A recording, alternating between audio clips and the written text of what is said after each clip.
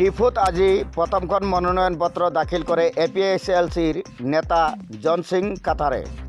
দেশৰ বিভিন্ন সমষ্টিত 26 এপ্ৰিলত হ'ব লগা লোকসভা নিৰ্বাচনৰ দিনা 6 নং ডিফু লোকসভা সমষ্টিৰ হ'ব ভোট গ্ৰহণ। আজি প্ৰাক্তন IAS বিষয়া তথা এপিএসএলচিৰ নেতা জন ইংতি কাথাৰে দলীয় সমৰ্থকসকলক লগত লৈ জিলা আয়ুক্ত তথা ৰিটাৰ্নিং বিষয়া মধুমিতা ভাগৱতীৰ হাতত নিজৰ মনোনয়ন পত্ৰ দাখিল কৰে। মনোনয়ন পত্ৰ দাখিল কৰি আহি সংবাদ মাধ্যমৰ আগত তেওঁ কয় যে এইবাৰ তেওঁ 5 লাখ ভোট লাভ কৰি জয়ী হ'ব। কাৰ্বি আংলং, ডিমা হাছা, তিৱা, কুকি, গাৰো, মানটাই, অসমীয়া, আদিবাসী, বড়োকে ধৰি সকলো খিলঞ্জীয়া লোকে তেওঁক ভোট দিব বুলি তেওঁ দাবী কৰে। তেওঁ কয় যে জনতাৰ কাষলৈ তেওঁলোকৰ দলে কা আইনৰ বিৰোধিতা, UCCৰ বিৰোধিতা কৰা, সংবিধানৰ ষষ্ঠ অনুসূচীৰ ক্ষমতা ৰক্ষা কৰাৰ লগতে পাহাৰত বসবাস কৰা সকলো খিলঞ্জীয়া লোকৰ অধিকাৰ সুৰক্ষা কৰাৰ ইছ্যু লৈ গৈছে। জনতাই দলটোক অকুণ্ঠ সমৰ্থন দিছে বুলি দাবী কৰে। আনহাতে ডিফু লোকসভা সমষ্টিৰ বিজেপি দলৰ প্ৰাৰ্থী অমৰ সিং টিছই 2 এপ্ৰিলত মুখ্যমন্ত্ৰী ডক্টৰ হিমন্ত বিশ্ব শৰ্মাৰ উপস্থিতিত 40,000 সমৰ্থক লগত লৈ মনোনয়ন পত্ৰ দাখিল কৰিব।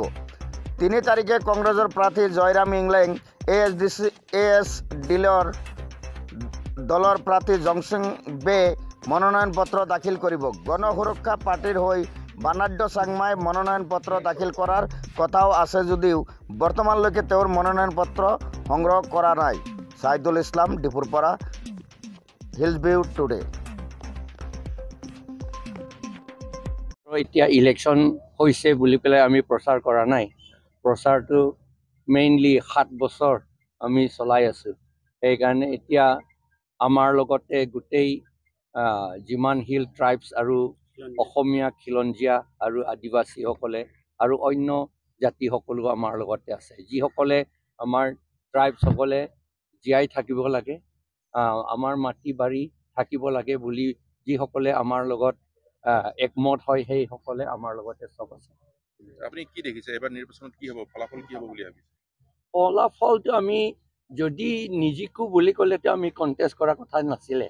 আমি জিকিমেই বুলি আশা কৰিহে আমি কণ্টেষ্ট কৰিছোঁ আৰু আমি জিকিমেই এবাৰটো।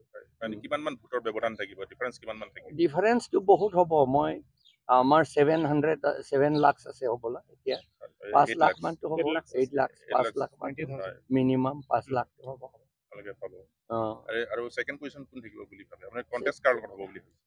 ছেকেণ্ড পজিশ্যন এতিয়ালৈকে ক'ব পৰা নাই, আমি নাজানো। কাৰণ বিজেপি বা কংগ্ৰেছ এইটো একেই বস্তু হয়।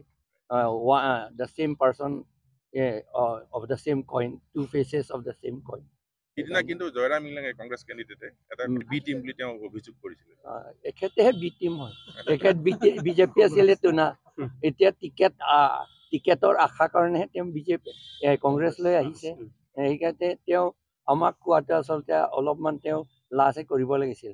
আপোনালোকৰ ইছ্যু কি হ'ব এবাৰ ইলেকশ্যনত? আমাৰ ইছ্যুটো হৈছে আমাৰ গোটেইখিনি CAA-টো থাকিব নালাগে, UCC থাকিব নালাগে, আৰু আমাৰ কিবা Assam healing practices of evil practices act বুলি সেইটো থাকিব নালাগে।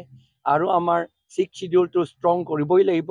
পাৱাৰ যিমান হেৰাইছে এইবিলাক চব ৰেষ্ট'ৰ কৰিব লাগে। আৰু অট'নমাছ ষ্টেটটো আণ্ডাৰ আৰ্টিকল 244A এইটো আমাক দিবই লাগিব, আৰু আমি এইটো পাম বুলি ভাবিছোঁ এইবাৰ।